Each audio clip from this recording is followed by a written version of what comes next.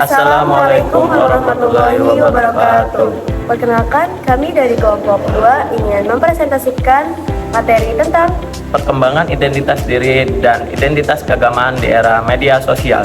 untuk memenuhi tugas mata kuliah psikologi perkembangan dengan dosen pengampu Ibu Dr. Siti Maria Munjar, SSMPD.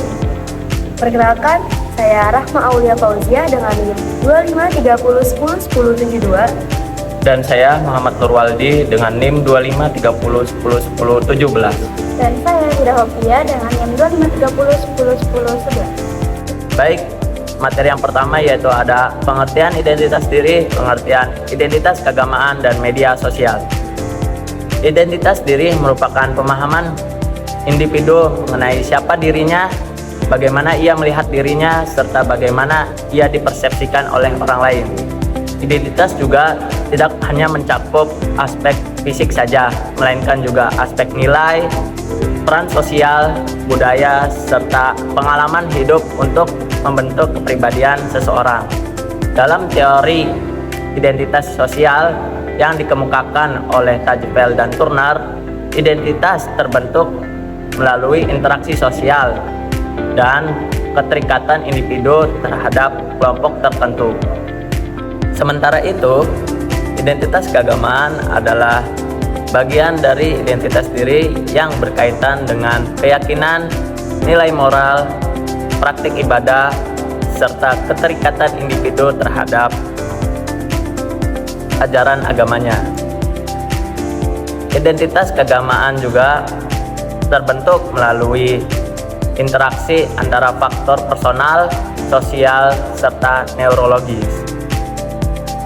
Agama juga memberikan makna hidup, pedoman moral, serta mengambil cara bagaimana individu memandang dunia dan mengambil keputusan. Adapun media sosial adalah platform digital yang memungkinkan individu untuk berinteraksi, berbagi informasi, serta membuat konten yang semenarik mungkin. Media sosial juga menjadi ruang baru dalam kehidupan sosial modern, khususnya bagi para remaja yang sedang berada dalam fase mencari jati diri. Baik, saya akan melanjutkan pada materi yang kedua, yaitu peran media sosial dalam pembentukan identitas diri. Perkembangan teknologi informasi telah mengubah cara individu membangun identitasnya. Media sosial kini menjadi ruang ekspresi yang sangat luas. Remaja dapat membagikan foto, opini, aktivitas, serta minat terhadap publik. Melalui interaksi digital, mereka membangun citra diri yang ingin ditampilkan kepada orang lain. Media sosial juga memberikan kesempatan bagi remaja untuk bereksperimen dengan identitas.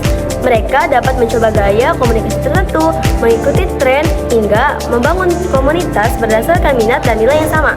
Hal ini mencerminkan rasa percaya diri dan kreativitas. Namun di sisi lain, media sosial juga dapat menimbulkan tekanan sosial.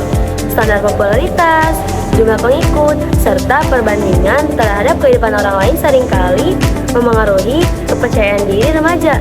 Untuk terlihat sempurna, identitas yang ditampilkan tidak mencerminkan diri yang sebenarnya. Dengan demikian, media sosial memiliki peran ganda dalam perkembangan identitas diri, yaitu sebagai sarana perkembangan diri sekaligus sebagai sumber tekanan sosial. Baik, sekarang kita masuk ke materi yang ketiga, yaitu perkembangan identitas keagamaan dan dampaknya. Di era digital, media sosial juga ikut berperan dalam perkembangan identitas keagamaan. Platform digital memungkinkan setiap individu untuk mengakses berbagai konten keagamaan.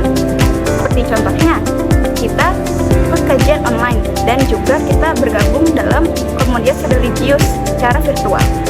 Hal ini memungkinkan kita untuk banyak memahami agama dan juga memperluas jaringan sosial berbasis keimanan. Media sosial juga dapat menjadi penyebaran dakwah dan penyebaran nilai moral. Remaja dapat mengekspresikan identitas keagamaan mereka melalui unggahan, memberikan kutipan inspiratif, atau berpartisipasi dalam diskusi keagamaan. Namun demikian, terdapat juga dampak negatif dari hal tersebut. Media sosial terkadang menampilkan citra religiusitas yang simbolik dan terkadang itu berlebihan. Selain memicu adanya konflik, perundungan, atau polarisasi pemahaman agama.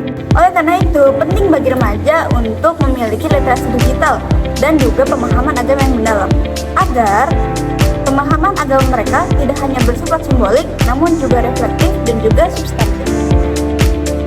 Sekian dari kelompok kami, kurang-kurangnya kami mohon maaf. Semoga bermanfaat. Wabillahi taufiq wal hidayah. Wassalamualaikum warahmatullahi wabarakatuh.